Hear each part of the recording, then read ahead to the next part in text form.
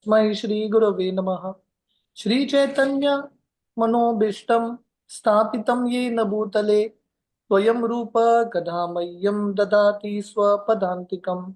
वन्देऽहं श्रीगुरो श्रीयुतः पदकमलं श्रीगुरुन् वैष्णवांश्च श्रीरूपं साग्रजातां सहगणा रघुनाथान्वितं तं सजीवं साद्वैतं सावधूतं परिजनासहितं कृष्णचैतन्यदेवं श्रीराधा कृष्णपादान् सहगणा ललिता श्रीविशाखान्वितंश्च नमो ओं विष्णुपादाय कृष्णप्रेष्ठाय भूतले श्रीमते भक्तिवेदांत स्वामी इति नामिने।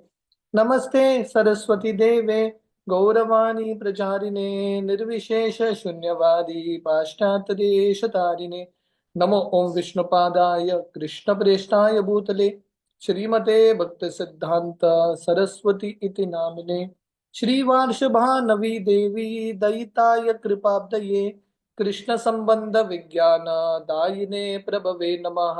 माधुर्योज्ज्वल प्रेमाढ्य श्रीरूपानुग भक्तिदा श्री गौरा करुणा शक्ति विग्रहाय नमोस्तुते। नमस्ते गौरवाणी श्रीमूर्तये दीनतारिणे रूपानुग विरुद्धाप सिद्धांत द्वंत हारिणे। नमो गौर किशोराय साक्षात् वैराग्य मूर्तये विप्रलंबा रसाम्बोधे पदाम्बुजाय ते नमः। नमो भक्ति विनोदाय सच्चिदानंद नामिने गौर शक्ति स्वरूपाय रूपानुगावराय ते गौर आविर्भाव भूमे स्वं निर्देश सज्जन प्रिय वैष्णवा सर्वभौम श्री जगन्नाथाय ते नमः। वंशाकल्पतरुभ्यश्च कृपा सिन्धुभ्येव च पतितानां पावनेभ्यो वैष्णवेभ्यो नमो नमः।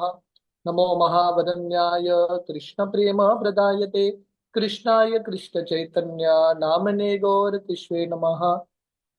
पंचतत्त्वमकं कृष्णं भक्तरूपस्वरूपकं भक्तावतारं भक्ताख्यं नमामि भक्तशतीकम्। हे कृष्ण करुणा सिंधु दीनबंधु जगतपते गोपेश गोपिका कांत राधा कांत नमोस्तुते। जयतां सुरतोर्पंगोर मम मंद मतिर्गति मत्सर्वस्व पदाम्बोजो राधा मदन मोहनो दिव्यानंदावन्यकल्पद्रुमदो श्रीमान् रत्नागरासिमासनस्थो श्रीमद् राधा शिलगोविंद देवो प्रेष्ठालभि सेव्यो मानो स्मरामि। श्रीमारासरसारंभी वंशी वट तटस्थित कर्शन वेणोर्स्मनिर्गोपीर्गोपीनाथाय श्रियेस्तु नः। तप्त कांचन गौरांगी राधे वृंदावनेश्वरी वृषभानुसुते देवी प्रणमामि हरिप्रिये। जय श्री कृष्ण चैतन्य प्रभु नित्यानंद श्री अद्वैत गदाधर श्रीवासादि गौर भक्त वृंदा। हरे कृष्णा कृष्णा कृष्णा हरे हरे हरे राम राम राम हरे हरे कृष्णा। तो सभी भक्तों को बहुत बहुत प्रणाम और सबका स्वागत है गौरांगा सीरीज की ये श्रृंखला में, कथाओं की श्रृंखला में। तो अब तक हमने दो सेक्शन किए हैं, महाप्रभु का बाल्य लीला और महाप्रभु के किशोर लीला, महाप्रभु जब गृहस्थ के रूप में नवद्वीप में लीला कर रहे थे। अभी एक तीसरा बहुत इंपॉर्टेंट सेक्शन बचा है, महाप्रभु कैसे संन्यास लेते हैं और महाप्रभु संन्यास लेने के बाद जगन्नाथपुरी में जाके क्या लीलाएं करते हैं, ये तीसरा सेक्शन है। तो वर्णन आता है, ये दुनिया में जनरली जब व्यक्ति के मन में यह विचार आता है संन्यास लेने का, जनरली ये भाव कब आता है, जब घर में कुछ भी ठीक नहीं चल रहा है, घर में बहुत सारे समस्याएं हैं, संबंध के साथ, पत्नी के साथ इत्यादि, या नौकरी मिल नहीं रहा है, बहुत सारे जब व्यक्ति कष्ट से गुजरता है ना, उसके मन में ये भाव आता है कि चलो मैं संन्यास ले लेता हूँ। तो शिला प्रभुपाद बताते हैं, महाप्रभु का संन्यास ऐसे फ्रस्ट्रेशन में नहीं होता है। महाप्रभु की जिंदगी में अब तक, महाप्रभु का उम्र ऑलमोस्ट अभी 24 ईयर्स है, महाप्रभु की जिंदगी में अब तक सब कुछ परफेक्ट चल रहा है। कुछ भी एक भी कारण नहीं था महाप्रभु को जिससे ये विरक्ति का भाव आता है, फ्रस्ट्रेशन का भाव कभी नहीं हुआ। महाप्रभु के पास बहुत सुंदर पत्नी थी विष्णुप्रिया, माँ थी, सची माता, जो बहुत प्रेम करती थी। और महाप्रभु के बहुत सारे फॉलोवर्स थे। हमने प्रसंग सुना था, जब चांद काजी आता है, महाप्रभु के संकीर्तन आंदोलन का विरोध करते हैं, तो महाप्रभु के सपोर्ट में 2 लाख लोग खड़े हो जाते हैं। महाप्रभु के एक आदेश की वजह से 2 लाख पीपल। तो ये महाप्रभु का इन्फ्लुएंस था। और वहां के जितने भी भक्त थे, महाप्रभु से बहुत प्रेम करते थे। तो महाप्रभु का एक परफेक्ट लाइफ था, जहां पे मटेरियल लाइफ भी बहुत अच्छे से चल रहा है, और उनका संस्था, स्पिरिचुअल ऑर्गेनाइजेशन भी बहुत अच्छे से चल रहा है। फिर भी महाप्रभु संन्यास स्वीकार करते हैं, एक ही कारण के लिए, ताकि महाप्रभु ये जो प्रचार का कार्य है और बड़े रूप में कर सके। तो इसलिए महाप्रभु का ये जो अवतार है, बहुत करुणाशील अवतार माना जाता है। जयपताका स्वामी महाराज ये कथा बताते हैं, भक्ति सिद्धांत सरस्वती ठाकुर ये कथा का वर्णन करते थे। जनरली क्या होता है बंगाल में, जब लड़कियों का विवाह होता है ना, तो लड़की के जो पिताजी हैं ना, दहेज अनाउंस करते हैं। बंगाल में अभी भी ये प्रथा चलती है। बोलते हैं ठीक है, मेरी लड़की के साथ विवाह कराना है। अगर घर में मतलब ये पिताजी के पास बहुत ज्यादा पैसा नहीं है, तो ऐसा एक अनाउंस करते हैं कि लड़की का विवाह करना है, तो जिसको भी विवाह करना है, लड़की के साथ डाइनिंग टेबल, बेड इत्यादि फ्री में मिलता है। तो ये दहेज सिस्टम था। अभी भी जो चलता है बंगाल के बहुत अलग अलग स्थली में। तो महाराज जी ये कथा बताते हैं, एक बार एक लड़का आता है, किसी कन्या के साथ विवाह होता है, और कन्या के पिताजी ने बोला था चलो ये बेड इत्यादि लेके जाओ। तो ये बेड लेके जाता है घर में। पर ये पिताजी भी कंजूस थे, ज्यादा पैसा नहीं था, तो बेड जो है बहुत सस्ते मटेरियल से बना था। तो एक दिन दोनों लड़के और इनकी जो लड़की है, पति पत्नी दोनों, ये बिस्तर पे सो रहे हैं और बिस्तर टूट जाता है। तो फाइनली ये व्यक्ति को लगता है चलो जमीन पे ही सो जाते हैं। क्यों? क्योंकि अभी बिस्तर नहीं है। तो ये ऐसा जो वैराग्य है, सिचुएशन के हिसाब से वैराग्य आता है। पर महाप्रभु का ऐसा वैराग्य नहीं था। महाप्रभु की जो पत्नी थी, साक्षात विष्णु प्रिया लक्ष्मी देवी, महाप्रभु के बहुत सारे फॉलोवर्स थे। तो इसलिए महाप्रभु का ये जो संन्यास लीला है, बहुत शॉकिंग है। क्योंकि महाप्रभु प्रैक्टिकली हर भक्त से प्रेम करते थे। महाप्रभु के हृदय में बहुत स्नेह था भक्तों के प्रति। फिर भी महाप्रभु ने ऐसा क्रूर कार्य किया, वेरी क्रूअल वर्क। तो इसलिए शास्त्र वर्णन करते हैं, ऐसे जो महाभागवत हैं, उनका हृदय फूल जैसा कोमल भी होता है, कभी वो वज्र जैसे कड़क भी होते हैं। और रामलीला में हम देखते हैं, भगवान राम सीता मैया को वन में भेज देते हैं, और भगवान राम महल में रह जाते हैं। गौर लीला में बिल्कुल विपरीत होता है। विष्णु प्रिया जो सीता मैया से अभिन्न है, वो घर में रुकती है, और महाप्रभु जंगल चले जाते हैं संन्यास लेके। तो वर्णन आता है, जब महाप्रभु के मन में ये भाव आया संन्यास लेने का, महाप्रभु ये क्यों डिसाइड करते हैं संन्यास लेने के लिए? क्योंकि उस समय महाप्रभु का तो प्रचार कार्य चल रहा था एक लेवल तक। बहुत सारे लोग नवदीप में भक्त बन रहे थे। हमने सुना था महाप्रभु कैसे अपने विद्यार्थियों को भी भक्त बनाते हैं इत्यादि। फिर भी ऐसा एक सिचुएशन था, लोग महाप्रभु को बहुत ज्यादा सम्मान नहीं दे रहे थे, क्योंकि महाप्रभु गृहस्थ थे। गृहस्थ होते हुए, होके लोगों का एक जो सम्मान था, एक सीमा तक था। तो एक प्रसंग है, महाप्रभु एक बार राधा रानी के भाव में थे, और ये भाव में महाप्रभु गोपी गोपी करके उच्चारण कर रहे थे, वृंदावन वृंदावन गोपी गोपी। तो उनके एक विद्यार्थी आते हैं महाप्रभु के पास, और महाप्रभु को बोलते हैं, अरे आप गोपी गोपी क्यों बोल रहे हो? आपको कृष्ण कृष्ण बोलना चाहिए। कौन से शास्त्र में लिखा है गोपी गोपी का उच्चारण करना? पर महाप्रभु का अलग भाव था। महाप्रभु बोलते हैं, मैं कृष्ण का नाम बिल्कुल नहीं लूंगा, मैं सिर्फ राधा रानी का नाम लूंगा, इस प्रकार से। तो महाप्रभु समझ जाते हैं, ये सब जो विद्यार्थी हैं उनके भाव को समझ नहीं पा रहे हैं। तो महाप्रभु का ये अवतार होता है प्रचार करने के लिए। पर महाप्रभु को लगता है इस समय पे प्रचार करना है, तो संन्यास लेना बहुत महत्वपूर्ण है। यूटिलिटी के प्रिंसिपल में महाप्रभु संन्यास लेते हैं। प्रचार के लिए जो लाभ में आएगा महाप्रभु वही करते हैं, क्योंकि उस समय सन्यासियों को बहुत रिस्पेक्ट मिलता था। तो महाप्रभु निश्चय करते हैं, मैं संन्यास ले लूंगा, और संन्यास लेके जो लोग मेरा सुन नहीं रहे हैं, जो मेरे प्रति अपराध कर रहे हैं, उनको जाके मैं प्रचार करूंगा। तो महाराज जी बताते हैं ये पुस्तक में, महाप्रभु का ये अवतार, जिन लोगों को, जो लोग महाप्रभु के प्रति अपराध कर रहे थे, महाप्रभु उनके उद्धार के लिए संन्यास लेते हैं। कृष्ण लीला में विपरीत होता है, जो भगवान कृष्ण के प्रति अपराध करते हैं, भगवान कृष्ण सुदर्शन के साथ उनको समाप्ति कर देते हैं। पर महाप्रभु जो उनके प्रति अपराध करते हैं, उनके उद्धार के बारे में महाप्रभु सोचते हैं और संन्यास स्वीकार करते हैं। ये विष्णु सहस्त्रनाम का ये बहुत फेमस श्लोक है। सुवर्ण वर्ण हेमांगो वारंग चंदना गदी संन्यास कृत शमशांत निष्णा शांति परायण। विष्णु सहस्त्र नाम जो भीष्म देव ने स्तुति किया था भगवान का 5000 साल पहले, वहीं पे भीष्मदेव ने प्रेडिक्ट किया था भगवान आएंगे सुवर्ण वर्ण हेमांगो, गौरांग के रूप में, गोल्डन इन कलर। और महाप्रभु 24 साल की उम्र में संन्यास स्वीकार करेंगे। तो महाप्रभु जब निश्चय करते हैं वो संन्यास लेने वाले हैं, वो ज्यादा लोगों को बताते नहीं है, सिर्फ गिने चुने 5 भक्तों को बताते हैं।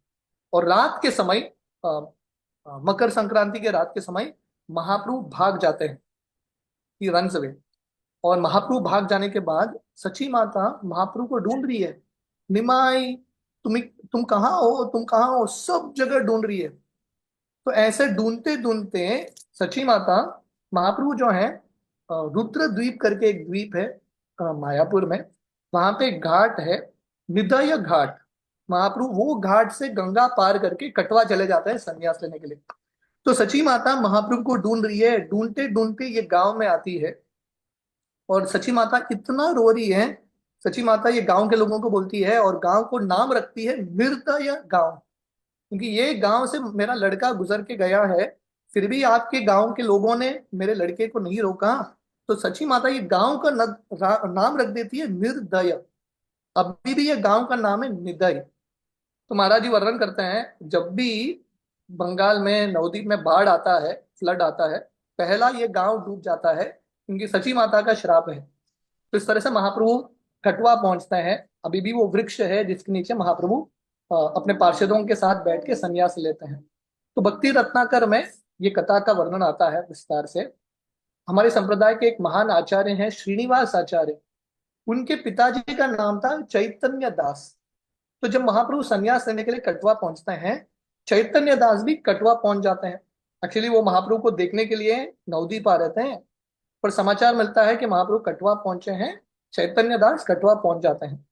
और वहां पे इतना भीड़ इकट्ठा हुआ था, क्योंकि महाप्रभु का ये जो संन्यास था ना, बहुत सेंसेशनल इवेंट था, बहुत सारे लोग जम गए थे। तो चैतन्य दास भी पूछते हैं इतना भीड़ क्यों है, और सब लोग बोलते हैं श्री चैतन्य महाप्रभु गौरांग जो हैं अभी संन्यास लेने वाले हैं।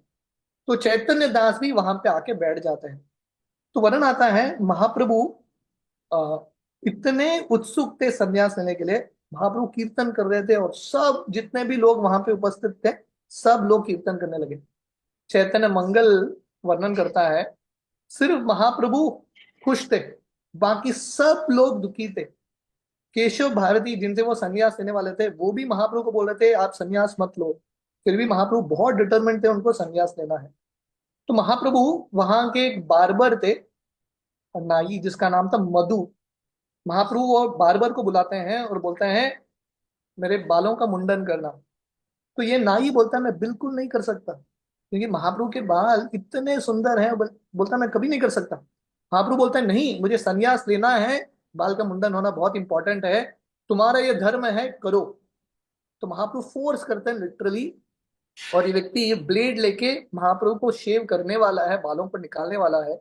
महाप्रभु के बाल को स्पर्श करते ही इसके शरीर में कृष्ण प्रेम आ जाता है, कृष्ण प्रेम संचारित होता है। ये व्यक्ति की आंखों से अश्रु बह रहा है, शरीर का कंपन हो रहा है, हाथ का कंपन हो रहा है, कृष्ण प्रेम के लक्षण है। फिर भी हाथ पूरा कांप रहा है, शरीर आंखों में अश्रु है, फिर भी उसको शेविंग करना पड़ रहा है। तो वर्णन आता है सुबह से लेके शाम तक उसको समय लग जाता है महाप्रभु के बालों का मुंडन करने के लिए, और फाइनली शेव करके वही बालों के ऊपर गिर जाता है। अभी भी आप कटवा में जाएंगे, बहुत सुंदर चित्र है जहाँ पे ये जो बार्बर है मधु नाई बालों के ऊपर गिरा है, और वो प्रण लेता है कि जिंदगी में फिर से मैं किसी का भी शेविंग नहीं करूंगा। तो शास्त्र वर्णन करता है ये एक सेवा करने करके ये जो नाई है भगवान कृष्ण का महान भक्त बन जाता है, और उसका समाधि अभी भी कटवा में है। केशव भारती महाराज जो महाप्रभु के संन्यास गुरु हैं, उनकी समाधि के पास ये नाई नाई का समाधि है। तो महाप्रभु इस प्रकार से संन्यास लेने के लिए तैयार होते हैं, गंगा में स्नान करने करके आते हैं, और केशव भारती महाराज के कान में जाके बोलते हैं मुझे कल रात को एक सपना आया था, और सपने में एक ब्राह्मण ने मुझे एक मंत्र दिया, और महाप्रभु ये मंत्र केशव भारती के कान में बोलते हैं, आप यही मंत्र मुझे देंगे क्या? महाप्रभु बोलते हैं। तो इस प्रकार महाप्रभु जो है इनडायरेक्टली केशव भारती, जो मायावादी थे, उनको दीक्षा देते हैं, और केशव भारती वही मंत्र महाप्रभु को देते हैं। और केशव भारती सोच रहे थे महाप्रभु का नाम क्या रखें, ऐसा एक यूनिक नाम रखना चाहिए जो महाप्रभु के एक्टिविटीज के साथ मैच करेगा। और वो नाम रखते हैं श्री कृष्ण चैतन्य। श्री कृष्ण चैतन्य क्यों? चैतन्य का अर्थ है चेतना या भावना अमृत। श्री कृष्ण चैतन्य का लिटरल अर्थ है कृष्णा कॉन्शियसनेस। तो महाप्रभु अवतार लेते हैं और महाप्रभु खासकर संन्यास लेते हैं एक ही कारण के लिए, लोगों के हृदय में जो कृष्ण भावनामृत है, कृष्ण चेतना है, उसको जागृत करने के लिए। सो केशव भारती महाप्रभु का नाम रखते हैं श्री कृष्ण चैतन्य। तो वर्णन आता है, एक्चुअली एक कथा बहुत विशाल है, वेरी वेरी लॉन्ग स्टोरी, पर संक्षेप में महाराज यहाँ पे समराइज कर रहे हैं। तो महाप्रभु कटवा में संन्यास लेने के बाद अभी एक्चुअली वृंदावन की ओर भाग रहे हैं, क्योंकि महाप्रभु का पहले से मन था वृंदावन की ओर भागना। अभी संन्यास ले लिया, महाप्रभु वृंदावन की ओर भाग रहे हैं। तो जब वो वृंदावन की ओर जा रहे थे, वो फुलिया करके एक जगह पे आते हैं। वही फुलिया स्थान है जहाँ पे नामाचा हरिदास ठाकुर जप करते थे, उनको 22 मार्केट प्लेस पे जो पीटा गया है, वही फुलिया स्थान है, गंगा के तट पे है। तो जब महाप्रभु फुलिया पहुंचते हैं, नवदीप के लोगों को तब तक समाचार मिल जाता है कि निमाई पंडित ने संन्यास ले लिया। तो जैसा हमने सुना था, बहुत सारे लोग निमाई पंडित को पहचान नहीं पाए। उनको लग रहा था ये भी गृहस्थ है, ये भी ब्राह्मण है, अपने आप को क्या सोचता है, इस तरह से उनके मन में ये भाव था। बहुत सारे लोगों ने उनके प्रति अपराध किया था। जब नवदीप के लोगों को समाचार मिलता है कि महाप्रभु ने संन्यास, निमाई पंडित ने संन्यास ले लिया, इन सबको बहुत बुरा लगता है कि हमने निमाई पंडित के चरण के प्रति अपराध किया है, हम इनके महानता को पहचान नहीं पाए। और इन सबके मन में भाई था, क्योंकि जनरली जो सन्यासी है एक बार सन्यास ले लेते हैं, वापस अपने गांव में कभी आते नहीं। तो नवदीप के लोगों को लगने लगा महाप्रभु चले जाएंगे वृंदावन, वापस कभी नहीं आएंगे, हमको कभी अवसर नहीं मिलेगा महाप्रभु से क्षमा मांगने के लिए, उनका आशीर्वाद प्राप्त करने के लिए। तो ये सब लोग, हजारों लाखों लोग फुलिया जा रहे हैं महाप्रभु का दर्शन करने के लिए। तो वर्णन आता है उस समय अरेंजमेंट नहीं था। इमेजिन कीजिए जैसा अभी कुंभ मेला हुआ है, कुंभ मेला होने वाला है, सबको पता था, वहां के जो गवर्नमेंट है बहुत सारा अरेंजमेंट किया है, नाव है, फैसिलिटी है, सब कुछ है। तो ये कंप्लीटली अनअनाउंस था। लाखों लोग जम गए, और फुलिया जाने के लिए नदी पार करके जाना है, गंगा पार करके जाना है। नाव 10 5 नाव थे, अभी लाखों लोग हैं, कैसे पार करेंगे? तो जो नाव में 5 10 लोग बैठ सकते थे, 100 लोग चढ़ गए नाव के ऊपर। वो नाव वाला, उसको पता नहीं क्या करना है, वो चला रहा है नाव को, बीच नदी में नाव डूब जाता है, फिर भी लोग तैर के चले जाते हैं। तो शास्त्र वर्णन करता है चैतन्य भागवत, जिनको तैरना नहीं आ रहा था वो लोग भी तैरना सीख गए, क्योंकि उनके अंदर इतना उत्सुकता था भगवान को देखने के लिए, कुछ भी करके चले गए। बूढ़े लोग, गर्भवती स्त्रियां, बच्चे, सब चले गए। थोड़े लोग तो मटका लेके उसको एक यू नो एक ट्यूब के रूप में उपयोग करके पार करके जा रहे हैं, कोई केले का वृक्ष लेके जा रहे हैं। इस प्रकार अनगिनत लोग महाप्रभु को देखने के लिए आए, एक बार महाप्रभु का दर्शन करने के लिए। तो महाप्रभु का ये जो फॉर्मूला था संन्यास लेने का, लेते ही महाप्रभु ने एक ऐसा एक प्रभाव बनाया उनका, जो लोग महाप्रभु के प्रति अपराध भी कर रहे थे वो सब लोग भी आ गए, और महाप्रभु सबको हरि नाम दे रहे थे। तो महाप्रभु का ये जो फॉर्मूला है संन्यास लेने का, ये फॉर्मूला बहुत बढ़िया तरीके से काम में आता है। शिला प्रभुपाद जब वृंदावन धाम में थे वानप्रस्थ के रूप में, भक्ति सिद्धांत सरस्वती ठाकुर उनके सपने में बार बार आते हैं, और भक्ति सिद्धांत सरस्वती ठाकुर उनको बोलते हैं संन्यास ले लो, संन्यास ले लो। और प्रभुपाद सोच रहे थे मेरे गुरु महाराज मुझे संन्यास लेने के लिए क्यों बोल रहे हैं। फाइनली प्रभुपाद के गुरु भाई उनको बोलते हैं संन्यास लेना बहुत इंपॉर्टेंट है, प्रचार करना है तो आपको संन्यास लेना ही पड़ेगा। तो फाइनली प्रभुपाद संन्यास लेते हैं।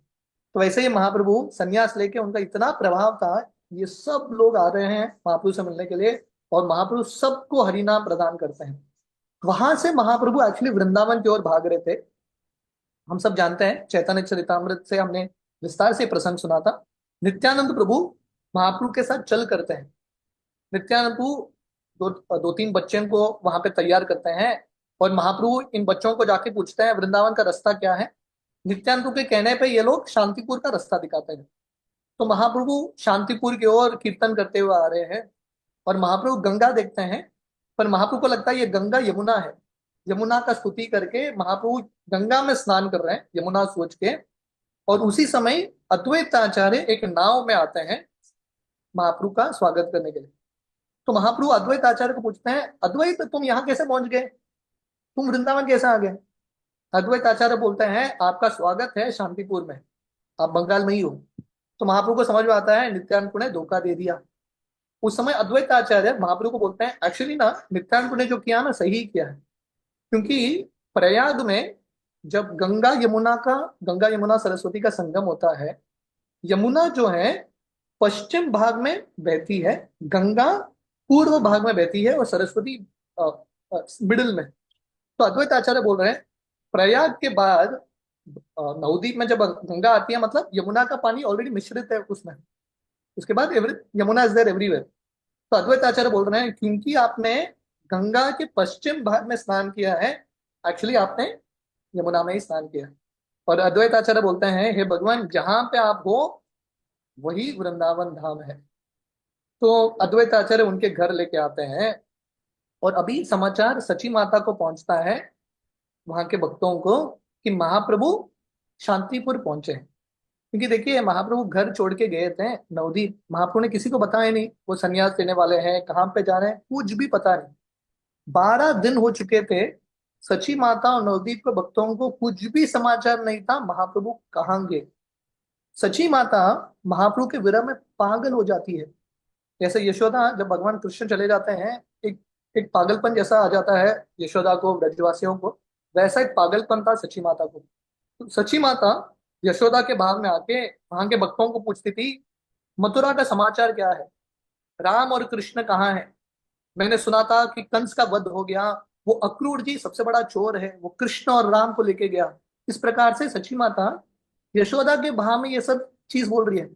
यशोदा चिल्ला रही है हे कृष्ण हे राम जल्दी आ जाओ, हमको गाय से दूध निकालना है, शहर में जाके बेचना है। और सची माता बोल रही है चलो हम सब जाएंगे यमुना में स्नान करने के लिए। तो सची माता यशोदा के भाव में बिल्कुल पागल हो गई, और दिन भर सची माता इतना रो रही थी, इतना रो रही थी। नवदीप के लोगों को इतना बुरा लग रहा था सची माता का ये विरह देख के। तो वर्णन आता है चैतन्य भागवत में, आ, नित्यानंद प्रभु नवदीप आते हैं और सची माता और वहां के भक्तों को समाचार देते हैं कि महाप्रभु शांतिपुर में है अद्वैत आचार्य के घर में, अब सब आइए महाप्रभु से मिलने के लिए।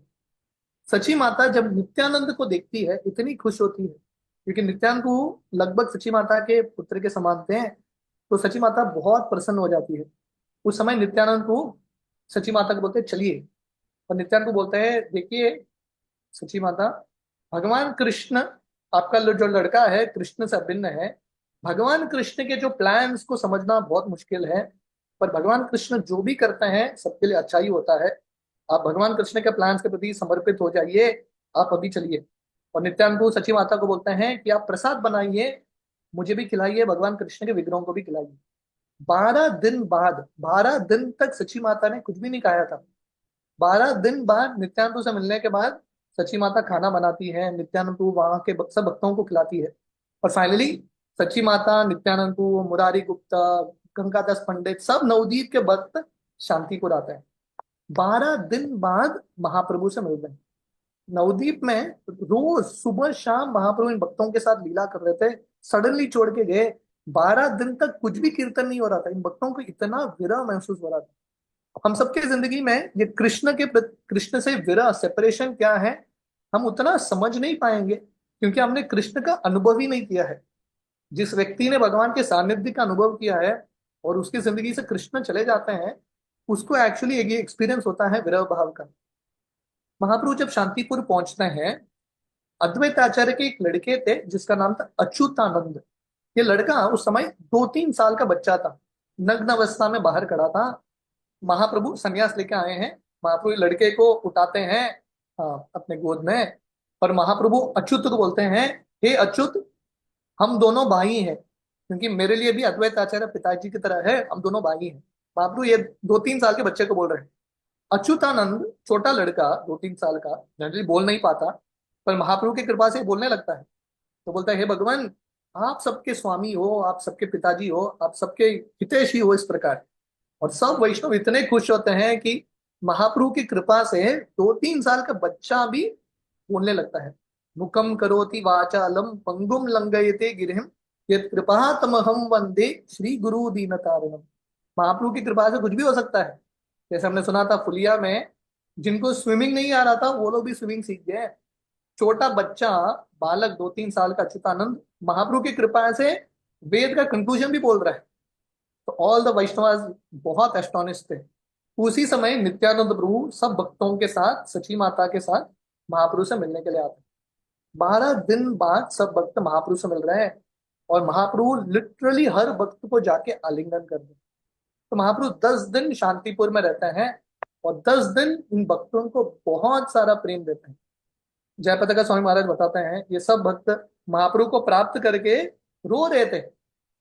एक्चुअली खुश होने चाहिए, पर ये रोना भी एक, जब व्यक्ति बहुत खुश हो जाता है ना तभी भी रोता है, that is also type of crime. तो महाराज जी बताते हैं, जब हम शुद्ध भक्तों का ये भगवान के प्रति जो प्रेम है, उसका जो रोना अगर हम सुनने का अवसर मिलेगा, ये बहुत बड़ा एक भाग्य है।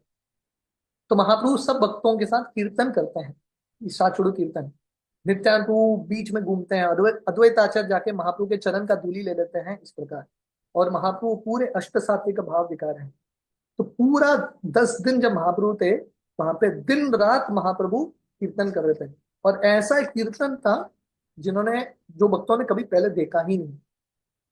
वो ये सब भक्त जो हैं 12 दिन बाद महाप्रभु की प्राप्ति कर रहे हैं, खुश तो थे, पर वही निमाई पंडित नहीं थे, वही चैतन्य महाप्रभु नहीं थे। नवदीप में महाप्रभु का अलग एक रूप था, अभी अलग एक रूप है, अभी सन्यासी के रूप में है। भक्त जो है ना, भगवान को सन्यासी के रूप में देखना नहीं चाहते। भक्तों को बहुत बुरा लगता है कि महाप्रभु को इतना कष्ट सहन करना पड़ रहा है, फिर भी एटलीस्ट खुश थे कि वो महाप्रभु को देख पा रहे हैं। तो इस प्रकार हर भक्त इतने आनंद में थे, एक दूसरे का चरण धूलि ले रहे थे इत्यादि। तो वर्णन आता है कि अ, अ, चैतन्य लीला का एक खासियत है। जनरली कृष्ण लीला में कहीं पे आप देखते नहीं है कि कृष्ण के गोपगण और कृष्ण के गोपियां एक साथ लीला कर रहे हैं, जनरली नहीं होता। भगवान कृष्ण अपने गोपियों के साथ लीला करते हैं। जब भगवान कृष्ण श्रीमती राधा रानी के साथ हैं, उस समय बलराम जी नहीं होते। जब भगवान कृष्ण बलराम जी के साथ होते हैं, वहां पे राधा रानी नहीं आती, मिक्स नहीं होते जनरली। पर ये महाप्रभु का लीला इतना अद्भुत है। चैतन्य लीला में जो गोपियां, कृष्ण के गोपियां जो महाप्रभु के लीलाओं में आए थे, वो कृष्ण के गोपगण जो आए थे साथ में लीलाएं कर रहे हैं। बलराम जी नित्यानंद के रूप में आते हैं, राधा रानी गदाधर पंडित के रूप में आते हैं, तो दोनों साथ में लीलाएं कर रहे हैं, डूइंग पास्ट टाइम्स टुगेदर।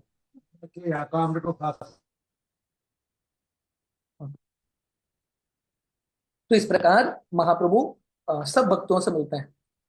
महाप्रभु जब सची माता से मिलते हैं, चैतन्य भागवत में और चैतन्य चरितामृत में बहुत सुंदर वर्णन है। महाप्रभु दंडा की तरह दंडवत प्रणाम करते हैं। दंडवत means to offer obeisances like a stick.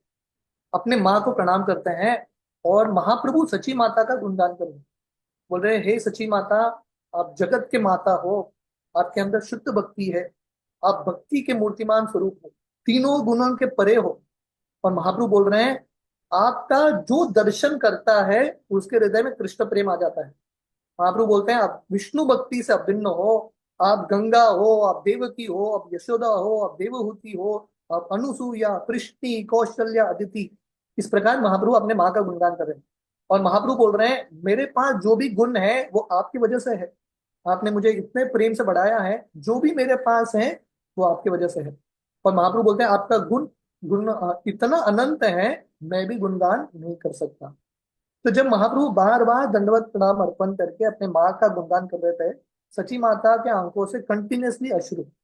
माँ के लिए बच्चे को सन्यासी के रूप में देखना वेरी पेनफुल, और महाप्रभु तो इतने सुंदर, सची माता देख रही है महाप्रभु को सन्यासी के रूप में, कंटिन्यूअसली रो रही है, कंटिन्यूअसली रो रही है।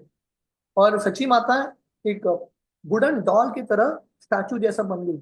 और महाप्रभु बार बार सची माता को प्रणाम करके उनका गुणगान कर रहे हैं।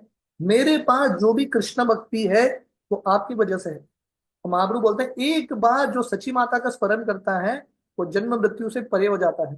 महाप्रभु बोलते हैं गंगा यमुना, गंगा तुलसी लोगों को शुद्ध करती है, पर गंगा तुलसी शुद्ध होती है आपके स्पर्श से। और इस प्रकार महाप्रभु सची माता का बार बार गुणगान कर रहे हैं।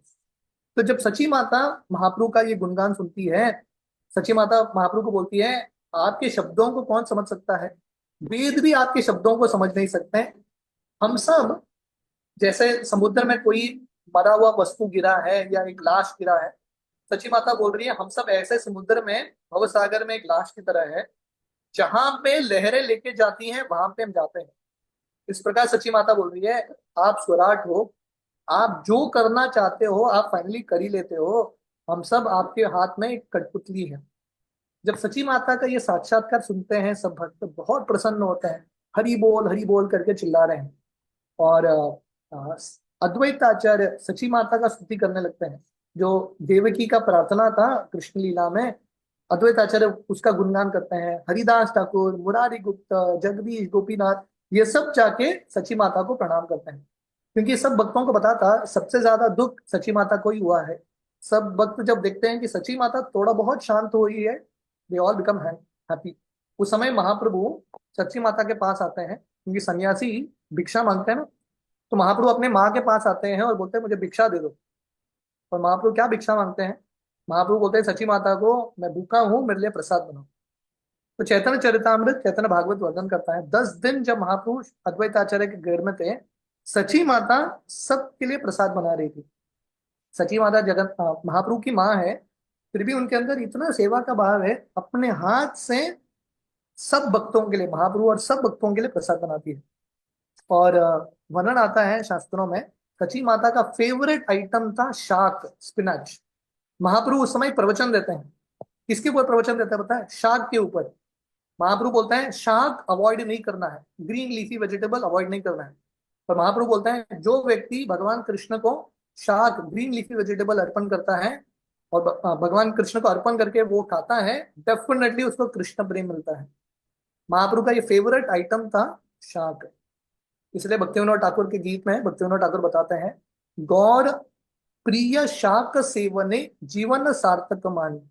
जब हम शाक का सेवन करते हैं जो चैतन्य महाप्रभु के लिए अति प्रिय था, जिंदगी हमारा सार्थक है, परफेक्ट है। इस तरह महाप्रभु के प्रेम की वजह से सची माता इतने सारे व्यंजन बनाती है। महाप्रभु ये पूरे प्रसाद का परिक्रमा करते हैं और बैठ जाते हैं प्रसाद लेने के लिए। शास्त्र वर्णन कर रहा है चैतन्य भागवत, महाप्रभु का प्रसाद लेने के बाद वहां के सब भक्त टूट पड़ते हैं महाप्रभु का महाप्रसाद खाने के लिए। तो एक भक्त बोलते हैं अरे आप ब्राह्मण हो, आपको ब्राह्मणों को ये प्रसाद नहीं लेना चाहिए, उच्चिष्ट है, हम शूद्र हैं, हम ही ले सकते हैं। तो ये जो भक्त जो ब्राह्मण थे बोलते हैं मैं ब्राह्मण नहीं हूं, मैं शूद्र हूं। इस प्रकार से बच्चों की तरह, बुजुर्ग लोग थे, बच्चों की तरह महाप्रभु के उच्चिष्ट के लिए लड़ रहे हैं। उस समय महाप्रभु सची माता के पैर में गिरते हैं और सची माता को पूछते हैं मैंने तो पागलपन से संन्यास तो ले लिया, मैंने मूर्खता से भावुकता से, आप मुझे बताइए मैं कहाँ पे जाऊं, कहाँ पे जाके रुकूं। तो सची माता महाप्रभु को बोलती है आप वृंदावन मत जाइए। महाप्रभु के मन में बहुत तीव्र इच्छा था वृंदावन जाने के लिए, पर सची माता महाप्रभु बोलती है आप वृंदावन मत जाइए, आप जगन्नाथपुरी जाइए, क्योंकि वही वृंदावन के कृष्ण जगन्नाथपुरी में जगन्नाथ के रूप में है, अब जगन्नाथपुरी जाइए। सची माता का लॉजिक क्या था, क्योंकि वृंदावन बंगाल से बहुत दूर था, जगन्नाथपुरी बहुत पास है। तो सची माता सोच रही थी मैं तो आपसे मिल नहीं पाऊंगी, क्योंकि सन्यास के बाद माँ मिल नहीं सकती लड़के से बार बार। तो सची माता सोच रही थी मैं आपसे मिल नहीं सकती, पर बंगाल के भक्त जगन्नाथपुरी रेगुलरली जा सकते हैं, एटलीस्ट मुझे आपके बारे में समाचार तो मिलेगा। महाप्रभु सन्यास तो ले लेते हैं क्योंकि उनको प्रचार करना था, पर वो समझ रहे हैं कि उनके माँ को बहुत बुरा लग रहा है, माँ का जो कष्ट है बहुत ज्यादा है। महाप्रभु अपने माँ का ये आज्ञा पालन करते हैं और महाप्रभु वृंदावन नहीं जाते हैं, जगन्नाथपुरी में आके रुकते हैं। 10 दिन ऐसा लीला होता है और महाप्रभु फाइनली जगन्नाथपुरी में आके रुकते हैं। चैतन्य चरितामृत एक बहुत सुंदर लीला का वर्णन करता है। जब महाप्रभु अद्वैताचार्य के घर में थे, महाप्रभु वहां पे प्रसादी स्वीकार करते हैं जैसा हमने सुना था। तो एक बार अद्वैताचार्य चैतन्य महाप्रभु नित्यानंद प्रभु गौर निताय के लिए आसन लगाते हैं और अद्वैत आचार्य प्रसाद खिला रहे हैं। तो महाप्रभु बोलते हैं देखो अद्वैत, मैं सन्यासी हूँ, मैंने अभी नया नया सन्यास लिया है, सन्यासी को ज्यादा खाना नहीं चाहिए, मेरे लिए सरल उबला हुआ सब्जी दे देना। अद्वैत आचार्य बोलते हैं नहीं आप चिंता मत करो, हमने सब सिंपल सिंपल चीजें बनाया है। तो अद्वैत आचार्य दोनों को बिठा देते हैं। तो महाप्रभु का ये भाव था मुझे कम ही खाना है, मुझे ज्यादा नहीं खाना है। नित्यानंद का अलग ही एक भाव था। नित्यानंद बोल रहे थे अद्वैत आचार्य को, मैंने 3 दिन से उपवास किया है, मुझे बहुत चाहिए खाने के लिए, मैं बहुत भूखा हूँ, आई नीड अ लॉट। तो इनका अलग अलग भाव था। तो जब चैतन्य महाप्रभु अद्वैत आचार्य के पूजा घर में आते हैं और देखते हैं कि बहुत सारे व्यंजन बना के वहां पे अर्पण किए हैं, महाप्रभु बहुत खुश होते हैं। महाप्रभु को लगता है अद्वैत आचार्य ने इतना भगवान कृष्ण को खिलाया है, मैं थोड़ा थोड़ा खाऊंगा। महाप्रभु को समझ में नहीं आ रहा है जो उन्होंने बनाया है अद्वैत आचार्य ने वो सब इनके लिए है। तो अद्वैत आचार्य फोर्सफुली महाप्रभु को बिठाते हैं और बोलते हैं आप खाना। महाप्रभु बोलते हैं मैं इतना नहीं खा सकता। अद्वैत आचार्य बोलते हैं मैं जानता हूँ आप जगन्नाथ के रूप में बहुत खाते हो, आप खाइए। तो अद्वैत आचार्य प्रेम से महाप्रभु को बहुत खिलाते हैं। चैतन्य चरितमृत वर्णन करता है, जो एक सब्जी का छोटा सा मटका था जिसमें अद्वैत आचार्य ने सब्जी डाला था, आधा खत्म हो गया तो फिर से अद्वैत आचार्य भर लेते थे। महाप्रभु बोलते थे मुझे नहीं चाहिए, मुझे नहीं चाहिए, अद्वैत आचार्य भर लेते थे। इस प्रकार बहुत प्रेम के साथ अद्वैत आचार्य ने महाप्रभु को भरपेट खिलाया। पर नित्यानंद का अलग एक भाव था। तो नित्यानंद अद्वैत आचार्य को बोल रहे थे अरे मैंने 3 दिन से उपवास किया है, मुझे लगा आज मुझे खाने को मिलेगा, पर आज मैं देख रहा हूँ कि मेरा आधा भी पेट नहीं भरेगा।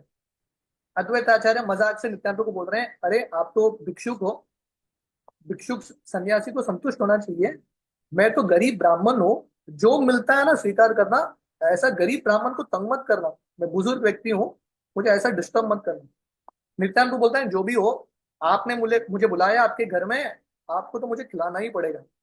अद्वैत आचार्य मजाक से नित्यानंद को बोलते हैं you are a reject paramahamsa, तुम परमहंस सन्यासी के नाम पे एक दब्बे हो, तुमने सन्यास लिया है सिर्फ पेट भरने के लिए और हम जैसे गृहस्थ ब्राह्मण को तंग करने के लिए। इस तरह से दोनों एक दूसरे का खींच रहे हैं। तो वर्णन आता है इन दोनों का जो शब्द है, ऐसा लग रहा है कि एक दूसरे को गाली दे रहे हैं, निंदा कर रहे हैं, पर एक्चुअली इनको एक दूसरे के प्रति बहुत प्रेम है। अद्वैत आचार्य नित्यानंद को बोलते हैं तुम तो 80 किलो चावल खा सकते हो, मैं तो गरीब ब्राह्मण ब्राह्मण हूं, मैं कहाँ से लाऊंगा, जो मिलता है खा लेना, नहीं चाहिए तो उठ के जाना। तो नित्यानंद बोलते हैं आपका ये जो खाना है ना, मेरे पेट को नहीं भरने वाला है। नित्यानंद को इतना गुस्सा आता है, मुट्ठी भर का चावल लेके जमीन पर फेंक देते हैं। और जब उनका उच्छिष्ट अद्वैत आचार्य के शरीर पर जाके स्पर्श करता है, अद्वैत आचार्य पागल की तरह नृत्य करने लगता है। जयपताका महाराज एक बहुत इंपॉर्टेंट पॉइंट यहाँ पे बता रहे हैं। जनरली ना, जो स्मार्त ब्राह्मण है, किसी का उच्छिष्ट उनके शरीर पे स्पर्श हुआ, उनको जाके स्नान करना चाहिए, एटलीस्ट आचमन करना चाहिए। दिस इज द स्टैंडर्ड स्मार्त ब्राह्मण के हिसाब से। पर वैष्णव ब्राह्मण they have a different understanding. Advaita Acharya सबसे श्रेष्ठ ब्राह्मण है। अभी नित्यानंद का उच्चिष्ट उनको स्पर्श हुआ है, अद्वैत आचार्य स्नान नहीं करते हैं। अद्वैत आचार्य बहुत खुश होकर नृत्य करने लगते हैं, क्योंकि अद्वैत आचार्य के मन में ये भाव था मेरा जो कंटामिनेशन था, दोष था, ये स्मार्त ब्राह्मण मेंटालिटी, नित्यानंद को मुझे शुद्ध करा रहे हैं उनके ये उच्चिष्ट से। तो महाराज जी बता रहे हैं शुद्ध वैष्णवों का परमहंसों का जो उच्चिष्ट है बहुत शक्तिशाली है। ऐसे उच्चिष्ट गाने से हमारे जितने भी अनर्थ हैं चले जाते हैं। तो अद्वैत आचार्य पागल की तरह नृत्य कर रहे हैं और नित्यानंद को घोषणा कर रहे हैं नित्यानंद क्या कर दिया तुमने, तुम्हारा तो कुछ जात नहीं कुछ भी नहीं, तुम पागल व्यक्ति हो, तुमने मुझे भी पागल बना दिया, मेरा जो ब्राह्मण जात वो सब चला गया, मैं भी पागल की तरह नृत्य कर रहा हूँ। नित्यानंद बोलते हैं देखो अद्वैत, तुम कृष्ण के प्रसाद के प्रति अपराध कर रहे हो, तुम कृष्ण के प्रसाद को साधारण मान रहे हो, तुमने बहुत बड़ा अपराध किया है। ये अपराध का एक ही प्रायश्चित है, तुमको 100 सन्यासी को घर में बुला के उनको प्रसाद खिलाना है। अद्वैत आचार्य बोलते हैं ये एक सन्यासी आए हो तुमको प्रसाद खिलाना मुश्किल, मैं कभी 100 सन्यासी को नहीं बुलाऊंगा। इस तरह से एक दूसरे को खींच रहे हैं और अद्वैत आचार्य गौर निताय का सेवा करते हैं। और फाइनली अद्वैत आचार्य गौर निताय का बहुत प्रसाद खिला के उनको बिस्तर देते हैं लेटने के लिए, उनको मुखवास देते हैं, उनके शरीर पर चंदन लगाते हैं। और अद्वैत आचार्य महाप्रभु के चरण का सेवा करने के लिए आते हैं। महाप्रभु बोलते हैं अद्वैत, तुमने ऑलरेडी मुझे बहुत अलग अलग प्रकार से नचाया है। मैं वृंदावन जाने वाला था, आप और नित्यानंद को यहाँ पे लेके आए। मैं कुछ खाने वाला नहीं था, आपने फोर्सफुली इतना खिलाया। आप अभी मेरे पैर का सेवन मत करना, आप जाके प्रसाद खा लेना। तो अद्वैत आचार्य, मुकुंद, हरिदास इत्यादि प्रसाद ले लेते हैं। तो महाप्रभु 10 दिन शांतिपुर में रुकते हैं, सब भक्तों को सांत्वना देते हैं, क्योंकि अभी महाप्रभु जाने वाले हैं नवदीप, अभी वापस तो नहीं आएंगे। पर महाप्रभु बहुत प्रेम से भक्तों को समझाते हैं।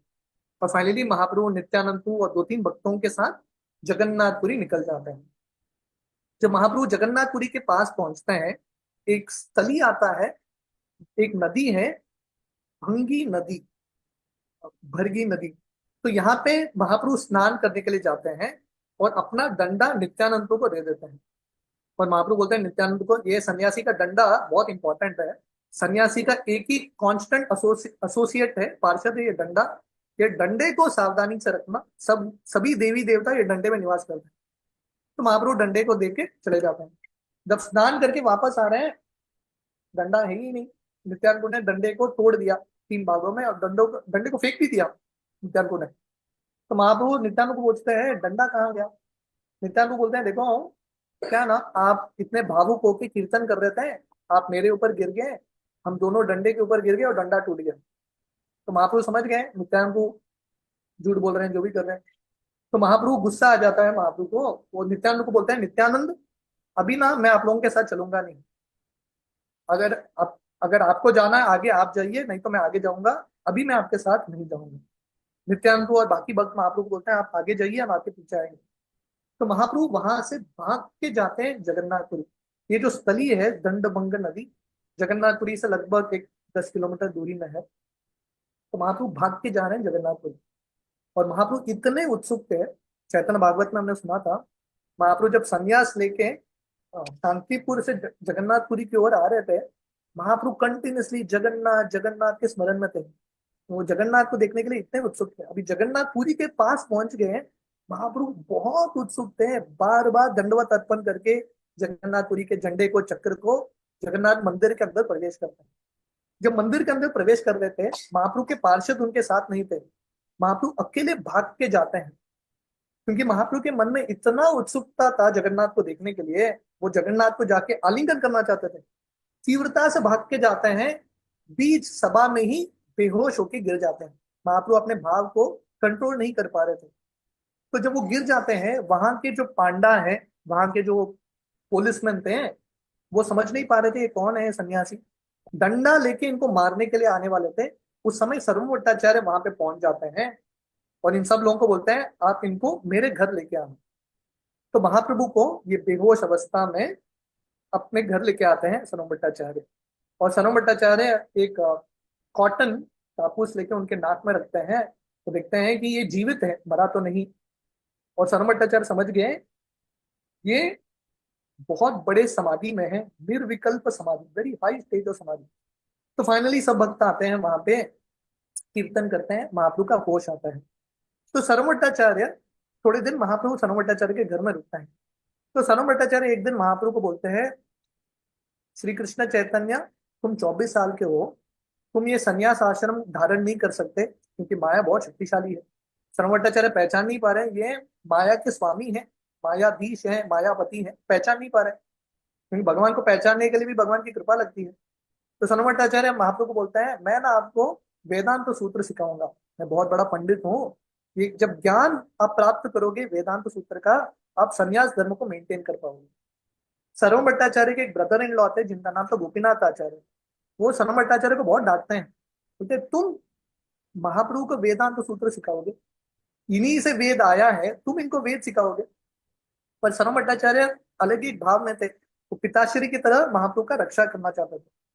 तो महाप्रभु सनम भट्टाचार्य को बोलते ठीक है, आप मुझे सिखाइए, मैं सीखूंगा। तो महाप्रभु वॉज वेरी वेरी हम्बल, बहुत नम्र थे। तो महाप्रभु 7 दिन सनम भट्टाचार्य से वेदांत सूत्र सुनते हैं, 7 डेज। अब कुछ बोलते नहीं है महाप्रभु, ही हियर्स कंटिन्यूअसली।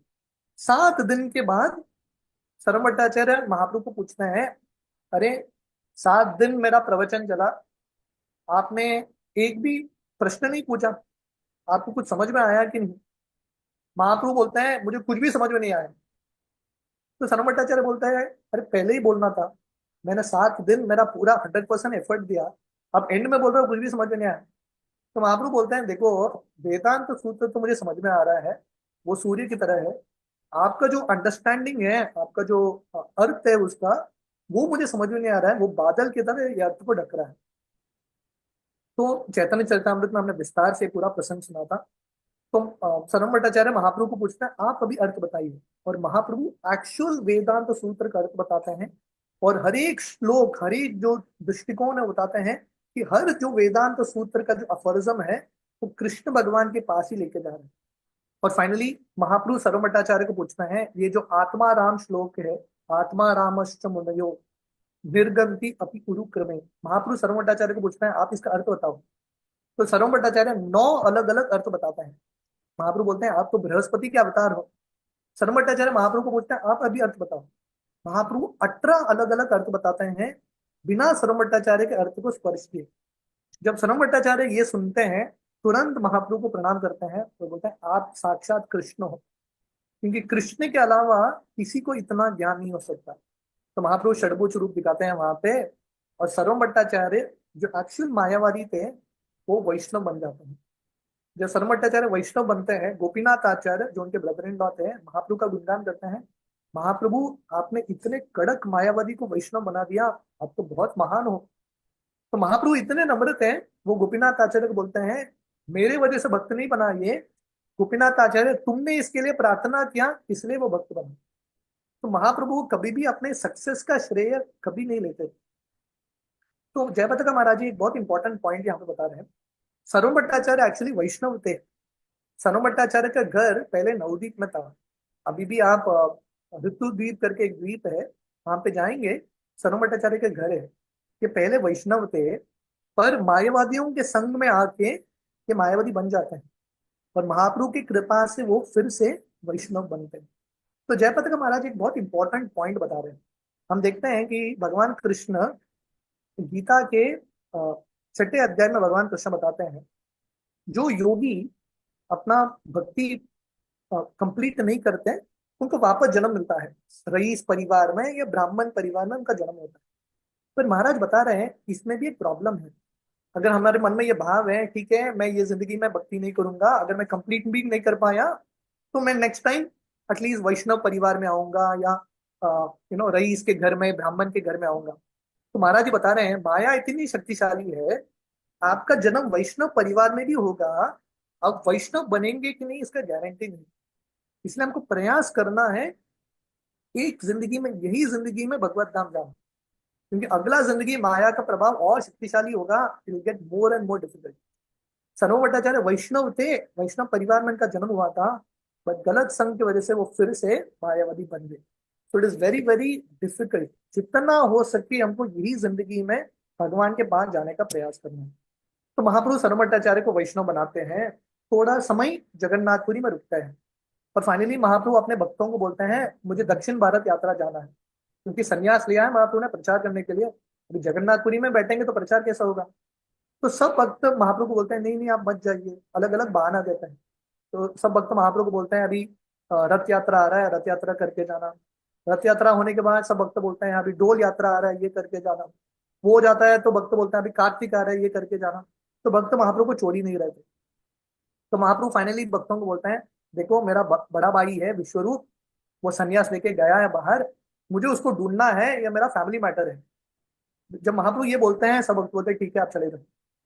तो महाप्रभु काल कृष्णदास एक सेवक के साथ दक्षिण भारत यात्रा करते, अनेक सारे स्थलियां, उडुपी, कांचीपुरम, तिरुपति, बहुत सारे स्थलियां जाते हैं, पंढरपुर धाम आते हैं, विठल का दर्शन करते हैं। और वहां पे उनको समाचार मिलता है, महाप्रभु को ऑलरेडी पता था पर वहां जाके कंफर्मेशन मिलता है कि विश्वरूप उनके बड़े भाई ने संन्यास ले लिया था, उनका नाम था शंकरारण्य स्वामी, और पंढरपुर धाम में वो अपना शरीर त्याग के भगवत धाम चले जाते हैं। तो महाप्रभु द्वारका जाते हैं, आंध्र प्रदेश जाते हैं, और वापस जगन्नाथपुरी आते हैं, अलग अलग स्थली में जाके वापस आते हैं। जब महाप्रभु ऐसा भ्रमण कर रहे थे, श्री शैल करके एक स्थली है, महाप्रभु वहां पे जाते हैं, शिव तीर्थ शायद ये आंध्र प्रदेश में है। महाप्रभु वहां पे पहुंचते हैं और वहां पे एक ब्राह्मण के घर में आते हैं। ये ब्राह्मण ना एक कलेक्टर था, जैसा है अलग अलग बच्चे ना, अलग अलग उनका आदत आदत होता है। थोड़े बच्चे स्टैम्प कलेक्ट करते हैं, थोड़े कॉइन कलेक्ट करते हैं। ये ब्राह्मण का एक आदत था, हॉबी, हॉबी जो बोलता है ना, इसका हॉबी था अलग अलग वर्सेस कलेक्ट करता था। कृष्ण के गुणगान में, भगवान के गुणगान में इसके पास बहुत सारे श्लोकों का कलेक्शन था।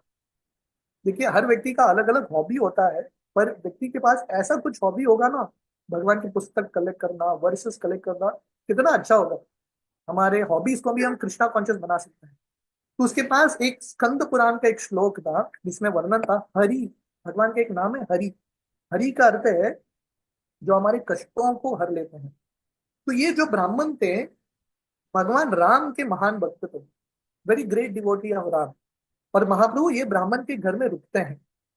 ये ब्राह्मण, उसको भगवान राम के प्रति इतना प्रेम था, हर बार हर चीज में ना राम राम बोलता था। अगर किसी को प्रसाद चाहिए, वो बोलता था आपको प्रसाद चाहिए, राम राम राम, बार बार हर चीज में राम राम बोलता था। तो महाप्रभु उसको बोलते हैं, अरे आप कृष्ण का नाम क्यों नहीं लेते, आप राम का नाम ले रहे हो। ये ब्राह्मण बोलते हैं, मैं मुझे पता है कि कृष्ण का नाम राम के नाम से श्रेष्ठ है। तो हम सब जानते हैं, शिव पुराण, पद्म पुराण में एक श्लोक आता है कि 1000 विष्णु का नाम एक राम नाम के समान है, और 3 राम का नाम एक कृष्ण नाम के समान है। मतलब 3000 विष्णु का नाम और एक कृष्ण का नाम इक्वल है।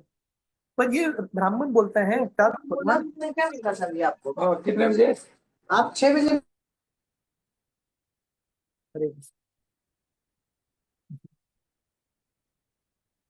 तो ये ब्राह्मण बोलते हैं, अ, अ, मुझे कृष्ण का नाम लेना है, I want to chant Krishna's name, पर क्या करूं, मुझे राम के प्रति इतना आसक्ति है, राम मेरे इष्ट देव हैं, मैं राम का नाम आता है मेरे मुख से, मैं कृष्ण का नाम ले ही नहीं पाता। महाप्रभु बोलते हैं ठीक है जो भी है। महाप्रभु वहां से चले जाते हैं।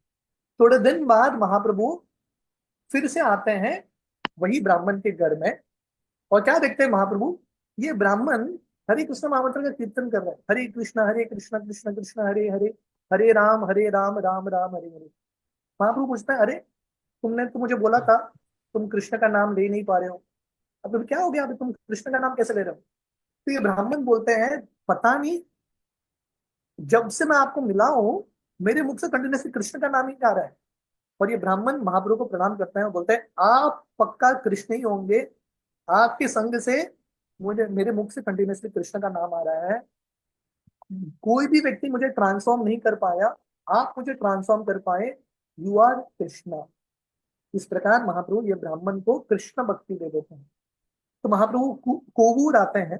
हमने ये प्रसंग सुना था चैतन्य चरितामृत से। कोवूर गोदावरी नदी के तट में वो रामानंद राय से मिलते हैं। और जब महाप्रभु रामानंद राय से मिलते हैं, रामानंद राय महाप्रभु को बोलते हैं, हे महाप्रभु, आपके प्रभाव से हजारों लोग जो यहाँ पे है, बहुत सारे ब्राह्मण इत्यादि, आपको देख के उनके मुख से कंटिन्यूसली कृष्ण का नाम आ रहा है, उनके आंखों से अश्रु आ रहा है, आप डेफिनेटली कृष्ण हो। रामानंद राय महाप्रभु को बता रहे हैं। महाप्रभु रामानंद राय को बोलते हैं, नहीं नहीं, मेरे वजह से ये लोग कृष्ण का नाम का उच्चारण नहीं कर रहे हैं, हे रामानंद राय, आपकी वजह से। महाप्रभु बोल रहे हैं, देखो, मैं तो मायावादी सन्यासी हूँ। महाप्रभु अपने आप को मायावादी सन्यासी करके संबोधित कर रहे हैं। मैं तो मायावादी सन्यासी हूँ, मेरे पास कृष्ण भक्ति भी नहीं है, मैं कृष्ण भक्ति क्या है, कृष्ण प्रेम क्या है, जानता भी नहीं हूँ। महाप्रभु रामानंद राय को बोल रहे हैं, तुम्हारे संग के वजह से मुझ जैसा कठोर दिल का मायावादी, उसके हृदय में भी कृष्ण प्रेम का लक्षण आ रहा है, अन्य लोगों की बात क्या करना। इस प्रकार रामानंद राय महाप्रभु का गुणगान कर रहे हैं और महाप्रभु रामानंद राय का गुणगान कर रहे हैं। तो हम चैतन्य लीला में देखते हैं, महाप्रभु ने ये जो श्लोक है, त्रिनादपि सुनीच है ना, महाप्रभु ने इसका पालन किया है। महाप्रभु ने कभी क्रेडिट नहीं लिया है। तो महाराज जी यहाँ पे बता रहे हैं, ये बहुत इंपॉर्टेंट पॉइंट है। अगर हमको एक बहुत महत्वपूर्ण चीज सीखना है महाप्रभु से, ये है, ये वैष्णव सदाचार। कुछ भी हम सेवा करें, हमारे वजह से कोई भक्ति बने या कुछ भी महान कार्य हो, क्रेडिट नहीं लेना, क्रेडिट किसी और को दे देना। महाप्रभु ने जो सर्व भट्टाचार्य को वैष्णव बनाया, महाप्रभु ने क्रेडिट नहीं लिया, महाप्रभु ने क्रेडिट गोपीनाथ आचार्य को दे दिया, आपके प्रार्थना की वजह से ये भक्त बने हैं, लगता है। तो जब भी हमारे जिंदगी में लोग हमको प्रशंसा करते हैं, we have to pass on the credit. हमको समझना है कि हम सब निमित्त हैं, वी आर जस्ट इंस्ट्रूमेंट्स। करने वाले भगवान कृष्ण हैं, गुरु के कृपा से हम कुछ कर पा रहे हैं। शिला प्रभुपाद हमेशा बोलते थे, मेरे इस्कॉन की सफलता का सीक्रेट यही है कि मैंने अपने गुरु की आज्ञा का पालन किया। All credit goes to my guru. So this should be the mood. ये वैष्णवों का मूड होना चाहिए। और जैसे महाप्रभु यहाँ पे क्या कर रहे हैं, रामानंद राय का गुणगान कर रहे हैं। तो महाराज जी यहाँ पे एक बहुत इंपॉर्टेंट पॉइंट बता रहे हैं, which is very core to Vaishnava sadachar. वैष्णव सदाचार या वैष्णव समुदाय बनाने के लिए बहुत इंपॉर्टेंट है वैष्णवों का गुणगान करना, ग्लोरीफाइंग वैष्णव। तो जब हम अन्य वैष्णवों का गुणगान करते हैं, स्वयं क्रेडिट नहीं लेते, अमानी न मान देना, स्वयं की मान की अपेक्षा नहीं रखते, दूसरों को क्रेडिट देते हैं, तभी एक वैकुंठ गोलोक वृंदावन आध्यात्मिक वातावरण बनता है। इस्कॉन एक आध्यात्मिक संस्था है, पर वो वातावरण, वो कल्चर सही बना के रखना बहुत इंपॉर्टेंट है। तो महाराज जी बता रहे हैं, जब हमारे मन में ये भाव आता है, अरे कोई भी मुझे अप्रिशिएट नहीं कर रहा, कोई भी मुझसे प्रेम नहीं कर रहा, कोई भी मुझे ख्याल नहीं रख रहा, तो हम दुखी हो जाएंगे। जितना हम रिसीविंग मोड में रहेंगे कि मुझे मिलना चाहिए, मुझे लोगों से सम्मान, मुझे लोगों से प्रेम मिलना चाहिए, उतना हम दुखी रहेंगे। जितना हम देने के भाव में रहेंगे, दूसरों को सम्मान देना, दूसरों को प्रेम देना, दूसरों का ख्याल रखना, उतने हम खुश रहेंगे। So Mahaprabhu teaching is very important principle. ये बहुत इंपॉर्टेंट सिद्धांत है, स्वयं नम्र रहना और दूसरों की प्रशंसा करना, ग्लोरीफाइंग अदर्स। धन देने में थोड़ा कंजूसी हो सकता है, और दूसरों के गुणगान करने में तो कंजूसी नहीं होना चाहिए। महाप्रभु जब अपने भक्तों का गुणगान करते थे, शास्त्र वर्णन करता है कि महाप्रभु 10 मुख से, हजारों मुख से भक्तों का गुणगान करते थे। You glorify devotees like this. We will discuss one more pastime and then stop. जब महाप्रभु ऐसे दक्षिण भारत में थे, वो कूर्म देश आते हैं या कूर्म ग्राम, वहां पे एक बहुत रईस ब्राह्मण के घर में प्रसाद देते हैं। ये ब्राह्मण का नाम था कूर्म ब्राह्मण।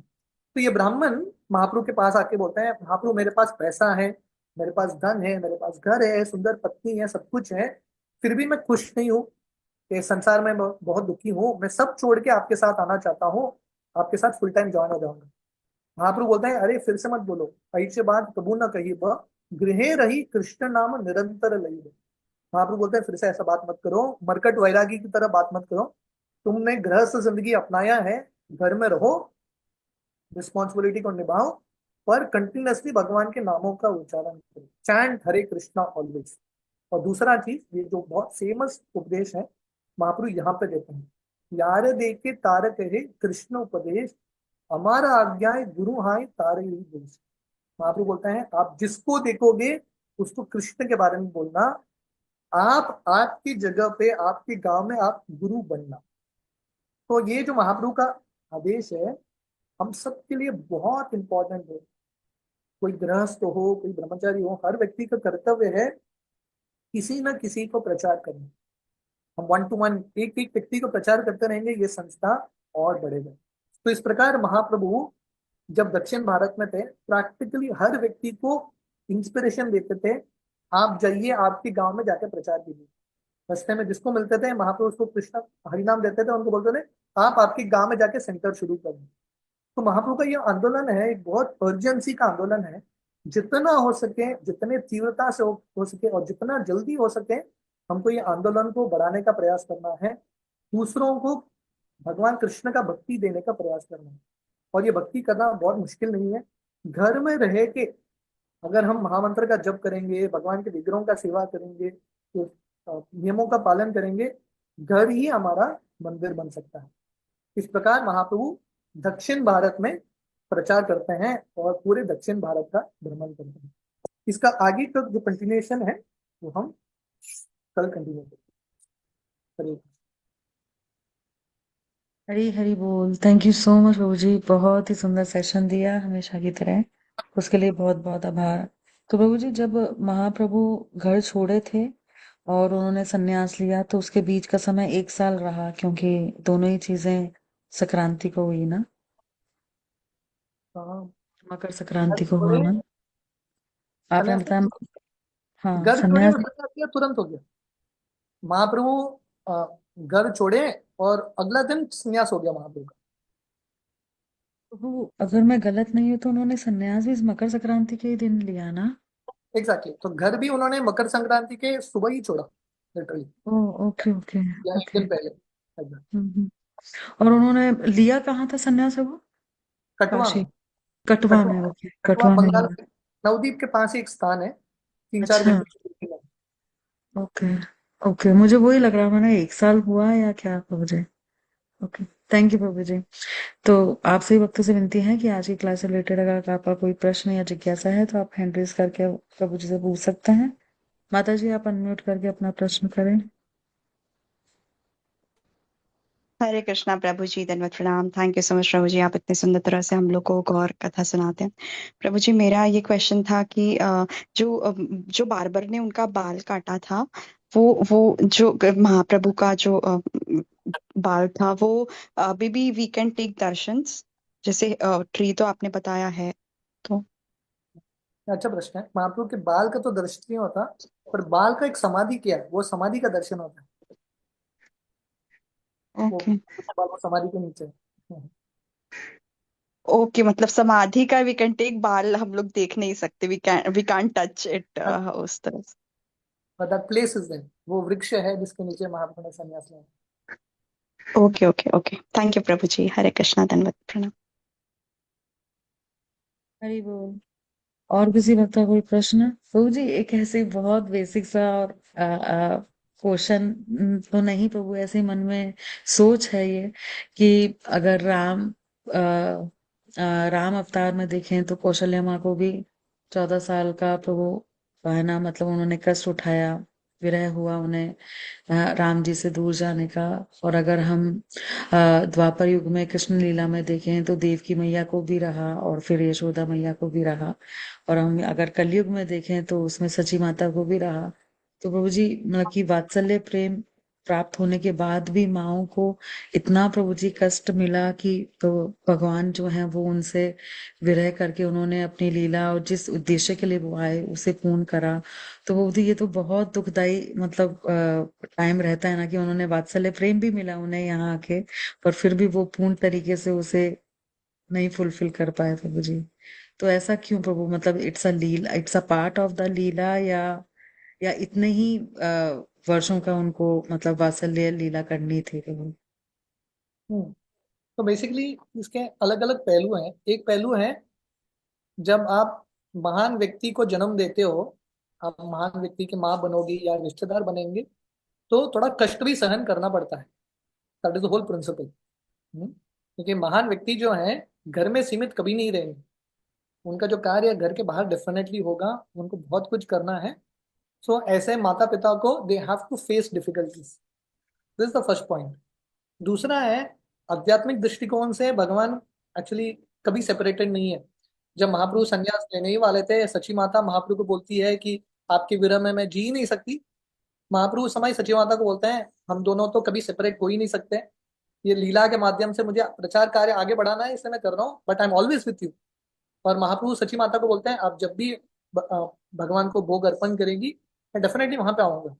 और महाप्रभु रोज आते थे सची माता के हाथ का भोग खाने के लिए। तो this is also one understanding that भगवान अपने माताओं से, अपने पत्नी से, अपने रिश्तेदारों से कभी सेपरेट नहीं होते।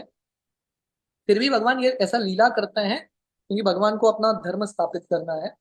और भगवान ये भी ये जो विरह भाव है, सर्विस इन सेपरेशन, इसका भी प्रदर्शन करना चाहते हैं। क्योंकि प्रेम का सबसे ऊंचा स्वरूप है, संभोग में तो प्रेम है, पर सबसे ऊंचा स्तर होता है प्रेम का विप्रलंब भाव, सर्विस इन सेपरेशन। और महाप्रभु ये इसका प्रचार भी वो करना चाहते हैं इन भक्तों के माध्यम से। हरी बोल। थैंक यू सो मच प्रभु जी। माता जी, आप अनम्यूट करें। सॉरी प्रभु जी, मेरा और एक क्वेश्चन था। प्रभु जी, मैं पूछना भूल गई थी आपसे, कि आपने जैसे बताया ना कि Vishnu Priya was the wife of Chaitanya Mahaprabhu, तो उनके पहले भी वो एक बार आपने बताया था ना, लक्ष्मी प्रिया इज आल्सो वाइफ वाज, वो फिर चली गई थी। वो वल्लभाचार्य जी की बेटी थी ना, वो श्रीपाद वल्लभाचार्य जो रुद्र संप्रदाय के संस्थापक आचार्य है। कौन? वल्लभाचार्य, वो ही क्योंकि उसमें वल्लभाचार्य लिखा हुआ है, तो नहीं, Vallabhacharya is the same one, ये कौन? लक्ष्मी डिफरेंट? प्रिया? या लक्ष्मी प्रिया? वल्लभाचार्य की बेटी नहीं है। विष्णु प्रिया नहीं, लक्ष्मी प्रिया। लक्ष्मी प्रिया पहले थी ना, जो चली गई थी। वो वल्लभाचार्य की बेटी नहीं है। वल्लभाचार्य ओके। की, हमने कथा सुना था। Anyone remembers what is the name of her father? मैं आपको बोलता हूँ, okay. It is not Vallabhacharya कुछ और। वल्लभाचार्य और महाप्रभु का उम्र एक जैसा ही था। तो ब्रदर, ठीक है।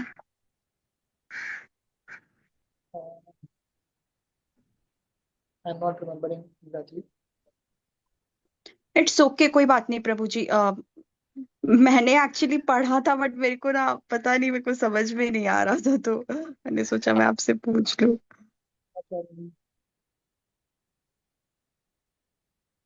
विल फाइंड आउट, हाँ पता करेंगे। ओके, इट्स ओके, या इट्स ओके प्रभु जी, कोई जल्दी नहीं प्रभु जी। हरे कृष्णा धन्यवाद। हरी बोल। तो प्रभु जी अभी तो और कोई हैंड रेज है नहीं, तो आपकी इजाजत हो तो हम आज के सत्र को यहीं विराम दें। थैंक यू सो मच प्रभु जी। गौरांग महाप्रभु की जय, शील प्रभुपाद की जय, हिज ग्रेस अच्युत गोपाल प्रभु जी की जय। वाञ्छा कल्पतरुभ्यश्च कृपा सिन्धुभ्यैव च पतितानां पावनेभ्यो वैष्णवेभ्यो नमो नमः। समस्त कोटि वैष्णव वृंद की जय। Thank you.